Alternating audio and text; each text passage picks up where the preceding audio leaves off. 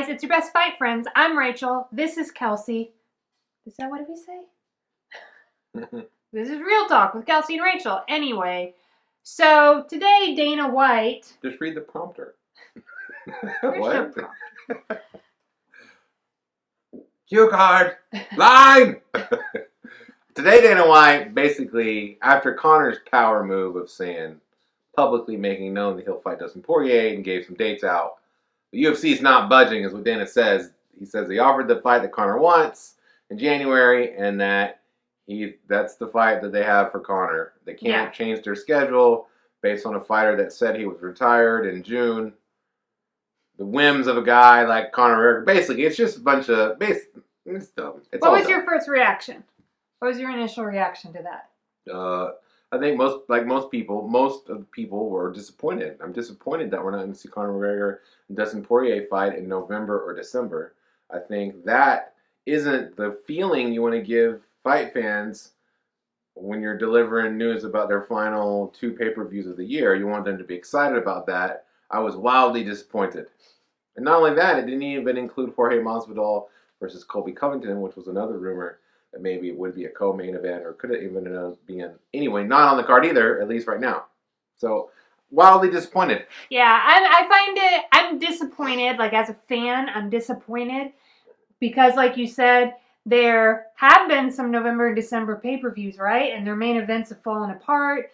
We also were excited for some other possible main events that didn't come together. You know, I mean, they even get, like, as far as this got. And so it was exciting to be like, oh, hey, Conor McGregor wants to fight in November, December. Dustin Poirier says, cool, I'm cool with that. Like, you can't move some things around. I have a hard time understanding why it can't be done, especially when over the summer, like, a fight got made with Masvidal and Usman. In a week, yeah. You had time. You could make. I remember when that happened, I was like, no way this happens. Well, and then, like, I couldn't believe it happened. They've had to move stuff. The idea that you can't move stuff around is total garbage because you've had to move stuff around all year because of the coronavirus, right? Yeah. You've had to keep your head on a swivel. So, and that's just how this business works. Conor McGregor is going to sell Conor McGregor versus Dustin Poirier is going to sell tons more pay-per-views than any other fight that you have lined up from now to the end of the year. And to not make that fight where both fighters want it, you have dates available and ready, available in that you've got these dates set off on your calendar. You're going against what my opinion is, your duty to the stockholders. Does the UFC have stockholders? Whoever the investors are, I guess it's not a public company. The investors are, because that is what makes you the most money. That's what's best for your business this year and going forward. So I think it's a mistake. However, with the caveat that Dana White has done this job for a long time and took the UFC from not a failed business model or a failing business model to what it is today. So maybe he knows that deep down Conor's going to accept that January date and everything's fine. But I would just say that I am disappointed that we don't get the biggest fight that you could make for the rest of the year when it seems like it would be easy to make. Well, it's just like a great way to be able to tack that on to the end of the year. To a wildly successful 2020. A year that's been hard, you know? Yeah. And so... You really separated yourself from the pack this year. Even at the beginning of this, when the idea was like, oh, let's have them fight in January, I remember feeling like, that seems forever away. Like, but then when Conor came in and said November, December, Dustin said, yeah, I'm cool with that. I remember feeling really, really excited. Yeah. So yeah, it does seem, but not like exciting. You said, if we try to understand it, if I understand from the other side, like, I have no idea what goes in behind the scenes and running the UFC as a business. For all I know, they really, like it's not doable for them. It's just hard though. Like, it's hard because I'm a fan. Yeah. So it's really hard for me not to be disappointed. It's hard for me not to make up a story that the UFC is not just being like a little bit petty with Conor McGregor. It seems like both of the people are being petty. It's just that if you're the president of the UFC, I think you have to be the one that takes the highest road and gets the fight done, because Conor is a fighter. Conor can be petty. What Conor is great at is going in the octagon and fighting people. You have to be the businessman. You have to be the guy that that takes the higher road and says, fine, we'll give you this date. Let's make this fight happen. This is what the fans want. This is what you want. All, by the way, the biggest UFC superstar in history. And this is a great fight that'll set up the next year. Yeah. Even better fights next year. Now, here's something that I was pondering earlier in the day. It seems to me that Conor McGregor is already a little bit peeved at, like, he had plans to fight way more often in 2020. Yeah. And it seems like he didn't get, like, the opportunity to do that.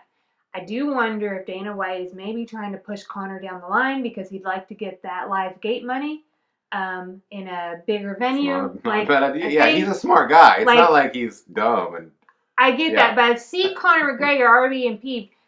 If Conor McGregor were in boxing, if John Jones were over in boxing, some of these guys could let their contract expire, and if they were in boxing, they would start their own promotional company and promote themselves and do their own thing. But in the UFC, that doesn't happen. And what I wonder is if you're going to keep taking your big stars and kind of just not treating them great. That's the recurring it does seem like. Then I feel like, hey, what's stopping a Conor McGregor or a John Jones being like, you know what? Let my contract expire. I'm done. Or even just fighting out his contract. I'm gonna take myself out of this, and who wants to fight me outside the UFC? We'll be in a cage in an octagon. Right.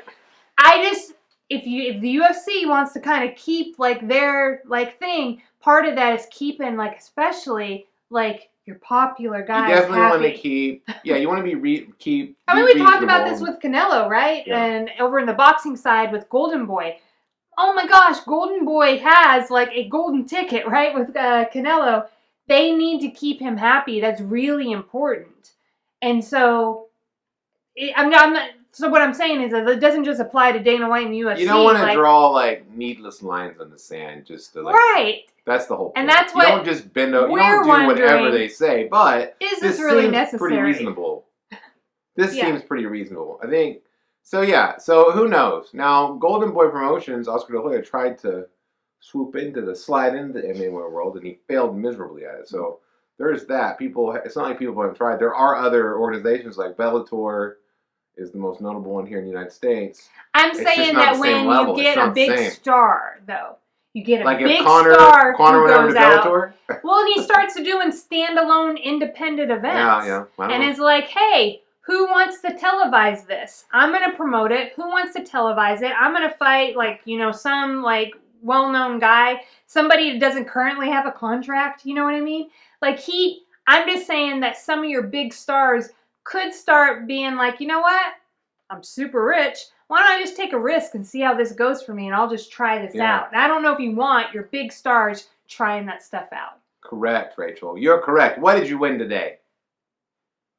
A handshake. Oh, okay. Political handshake. Thank you. Hey, we just want you to vote for us this year. It's 2020. We feel like we are best for your YouTube experience. McCarson ticket. That's the one you want to punch. We're Rachel and Kelsey McCarson, and we approve this message.